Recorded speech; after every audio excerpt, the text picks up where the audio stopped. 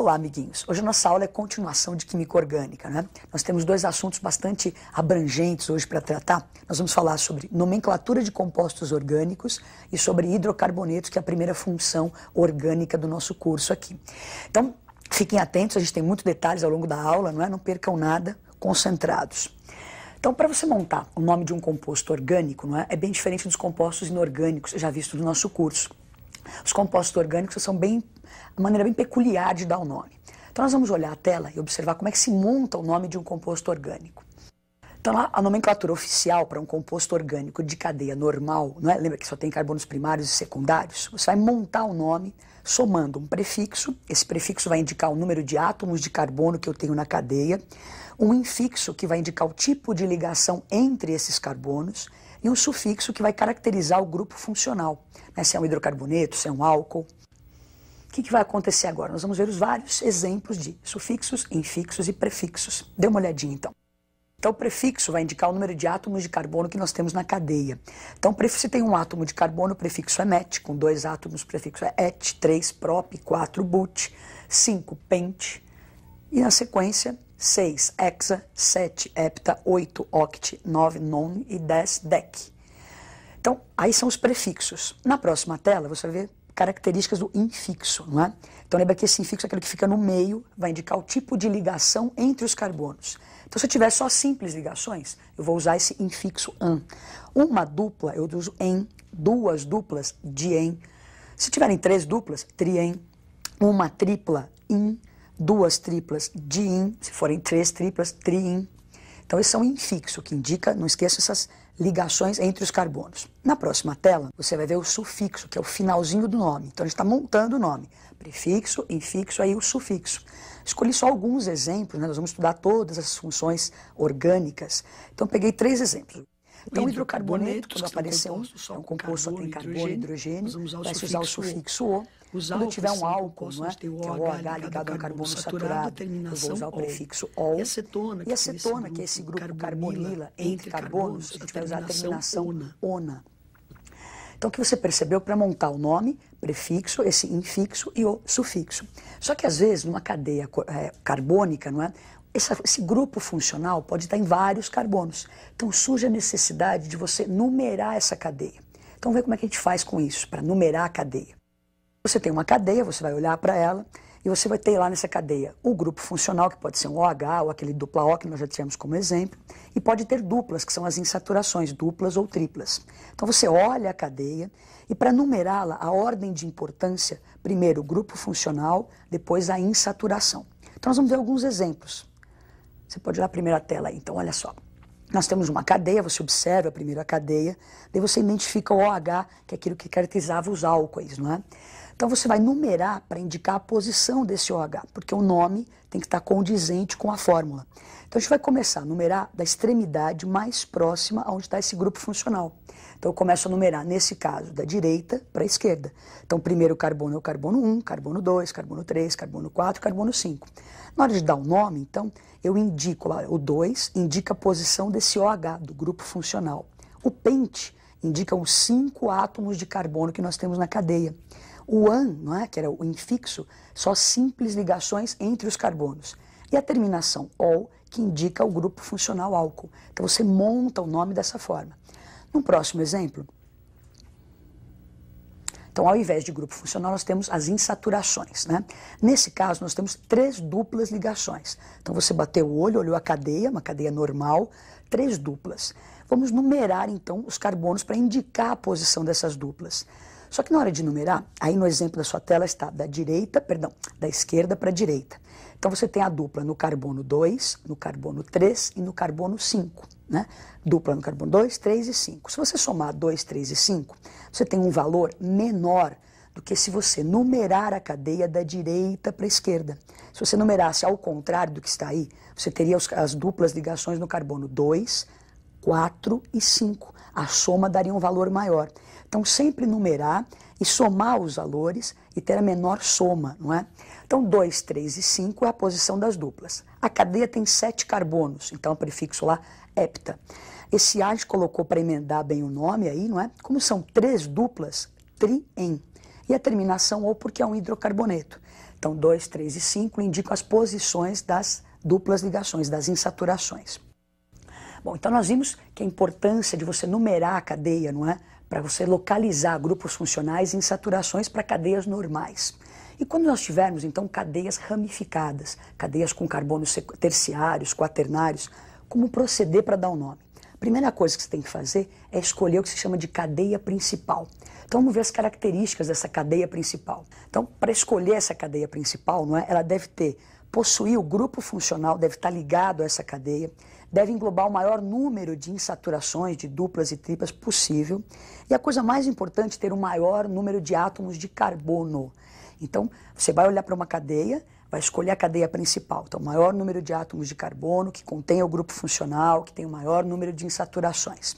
Então, vamos dar uma olhadinha no exemplo. Então, você olha para uma cadeia, você tem aí uma série de carbonos, a gente tem carbonos terciários, indicando que a cadeia é ramificada. Então, eu tenho que escolher uma sequência com o maior número de átomos de carbono. Se eu começo a numerar da direita para a esquerda, não é? Você vê que sobram aí, então tem a cadeia principal, que é essa que está com uma cor avermelhada aí no seu tela, daí vai sobrar essas coisinhas penduradas aí que eu chamo de radicais, não é? O que acontece? Nessa situação eu tenho 2 radicais. Se a gente olhar o próximo exemplo, é a mesma cadeia, não é a mesma, só que nós numeramos de uma outra forma. Começamos ali, fomos descendo, não é? Então, carbono 1, 2, 3, 4 e 5. Nessa situação, olha como a gente fica, sobram ali 3 radicais. Então, essa situação seria a situação correta, porque a cadeia principal tem o maior número de átomos de carbono e você tem maior número de ramificações. Então, escolhemos a cadeia principal. Agora, na sequência, se você tem uma cadeia mista, onde você tem uma cadeia aromática ou cíclica e uma cadeia normal pendurada a essa, normalmente a cadeia alicíclica ou o ciclo, né, ou a aromática serão a cadeia principal, deixando como ramificação essas cadeias normais estariam penduradas nesse ciclo. Não é? Bom, então nós comentamos aí cadeias normais, como se dá o nome, cadeias, quando há ramificações, você escolhe a cadeia principal. Agora, escolhi a cadeia principal, vão sobrar esses radicais. Como é que é o nome desses radicais que sobram ali ao redor da cadeia principal? Dá uma olhadinha no quadro. Então, se um radical tem um átomo de carbono, o nome dos radicais pode terminar em il ou em ila, não é? Então, um carbono seria o radical metil, 2 carbonos, etil. Agora, com 3 carbonos, a gente tem 2 possibilidades, não é? Esses 3 carbonos podem estar ligados à cadeia principal, como está aí no seu quadro, ao carbono primário, que seria o N-propil. Se você olhar então na próxima tela, você tem aí 3 carbonos também, só que esses 3 carbonos estariam ligados à cadeia principal pelo carbono secundário. Então seria sec-propil ou isopropil. Na próxima tela, mais alguns exemplos de radicais, não é? Com 6 carbonos, o anel aromático ligado a uma cadeia principal, nós teríamos então o fenil, e com 7 carbonos, o anel e esse carboninho, quando ligado à cadeia principal, seria o radical benzil. Vamos ver agora, agrupando tudo isso que foi dito, não é? Como proceder para dar um nome a uma cadeia ramificada, não é? Vamos lá para o quadro. Então, primeira coisa, você vai dar aquela paquerada na cadeia, não é? Vai localizar os radicais. Então, você escolheu a cadeia principal, localiza os radicais. A localização desses radicais deve ser informada pelo número do carbono da cadeia. Então, a cadeia vai ser numerada a partir daquela ordem de importância que nós já vimos. Primeiro, o grupo funcional, na extremidade mais próxima ao grupo funcional, depois a importância da insaturação e o que é menos importante seriam os radicais. Então, vamos para os exemplos. Você olhou para a cadeia, né, deu aquela namorada na cadeia. Então, você identifica o grupo OH, que é um radical, tem lá, escolher a cadeia principal. Então, eu escolho, começo a contar, eu tenho 6 carbonos. Vou dar importância para o grupo funcional, que é o OH. Então, começo a numerar da extremidade, da direita para a esquerda. Então, sobrou ali um radical. Na hora de dar o nome, primeiro vai aparecer o nome do radical, depois o nome da cadeia principal. Então, o nosso radical CH3, que é o metil, ele está no carbono 5. Então, 5-metil. Daí, o 2, né, indica o quê? A posição do OH, que é o grupo funcional. Então, hexa, são 6 carbonos na cadeia, o AN das simples ligações e o ol, que é a terminação de álcool. Então, 5-metil-2-hexanol.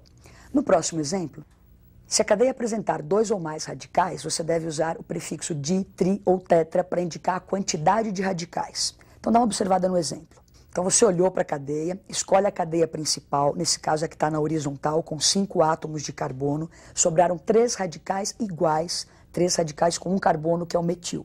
Então começo a numerar da extremidade da direita para a esquerda, para que a soma dos valores fique o menor possível, como já tínhamos dito. Então nós temos, olha, no carbono 2, tem 2 radicais, então eu ponho 2,2. Daí o outro radical está no carbono 4, então eu indico a posição do radical pelo número do carbono que ele está.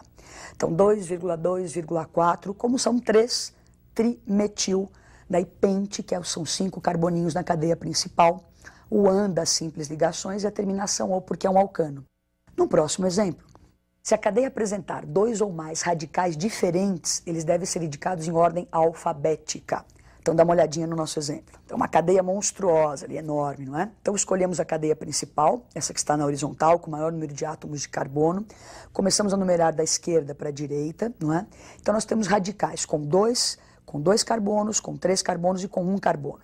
Ordem alfabética. Então nós temos etil, isopropil e metil. Então começamos pelo etil. Então no carbono 4 temos o radical etil, com 2 carboninhos ali. No carbono 5, o radical isopropil. E no carbono 3, olha, são 2 radicais, são 3,3 dimetilnonano. Então esse é o nome dessa linda cadeia aí. Então agora nós vamos para a primeira função orgânica do nosso curso, que são os hidrocarbonetos. São os componentes do petróleo, bem importantes, uma gama muito grande de compostos orgânicos que estão nesse grupo de hidrocarbonetos. Então vamos ver as características de um hidrocarboneto. Dê uma olhadinha no quadro. Os hidrocarbonetos têm uma fórmula geral que é CH. Então, ó, CXHY são compostos que só têm carbono e hidrogênio. Para dar nomenclatura, a gente já viu vários exemplos, inclusive, é o prefixo, o infixo e a terminação O. Nós vamos agora para uma sequência de telas aí, mostrando os vários hidrocarbonetos que eu posso ter e as suas características. Então vamos olhar lá para o quadro. Tem os alcanos ou parafinas porque são pouco reativos, não é? São cadeias abertas, que só tem simples ligações. A fórmula geral é CnH2n mais 2, e o exemplo mais importante é o metano, não é? Que é o gás do lixo, o gás do pântano. Alcenos ou olefinas são compostos então, de cadeia aberta, que apresentam uma dupla ligação, com a fórmula geral CnH2n. Temos aí o exemplo do eteno, que é usado para amadurecimento de frutas, né? Como combustível, é um gás. Na próxima tela, nós temos os alcadienos, não é? Que são compostos também de cadeia aberta, só que apresentam 2 ligações duplas. A fórmula geral CnH2n-2, e você tem um exemplo ali, olha, duas duplas ligações. Então é o metil 1,3, esse 1,3 indica a posição das duplas ligações. Butadieno, então bútil 4, o dien 2 duplas, e a terminação O de alcanos. Na próxima tela, ainda falando de cadeias abertas, nós temos os alcinos, que são esses compostos, então, com uma tripla ligação, cuja fórmula geral é CnH2n-2. Temos o etino, que é também conhecido como acetileno, usado em maçaricos, não é? Bastante importante esse gás. Na próxima tela, agora começam então os compostos, os hidrocarbonetos de cadeia fechada, cadeia cíclica. Então nós temos os ciclanos, então são ciclos só com simples ligações, a fórmula geral CnH2n, e pode-se representá-los com uma figura geométrica. Então o ciclo butano, eu vejo 4 arestas ali, indicando a presença de 4 carbonos. Então põe a presença lá o ciclo butano. Ciclenos é quando você tem uma dupla ligação. CnH2n-2 é a fórmula geral, e você tem aí um exemplo do ciclo, né, do metilciclopropeno. Então existe a dupla, você faz aqueles 2 tracinhos ali indicando a dupla. Então é mais simples de representar por uma figura geométrica, dá menos trabalho, né, fica mais agradável de olhar ali. E para acabar, nós teríamos hidrocarbonetos aromáticos, não é? Que são cadeias que você tem o anel benzênico como mais importante, anel aromático. Então, sempre que aparecesse 6 carbonos com duplas alternadas, que eu posso fazer aquele círculo no meio, que é o benzeno, não é? Isso tem um grupo aromático, um hidrocarboneto aromático. E embaixo o naftaleno. Bom, demos uma pincelada rápida aí, não é? Nos hidrocarbonetos, terminação O, você se lembra disso, dá uma treinadinha, fez mais exemplos em casa, não é? Nomenclatura e hidrocarbonetos foram o nosso tema de hoje. Na próxima aula a gente vai continuar falando das outras funções orgânicas, não é? E até a próxima.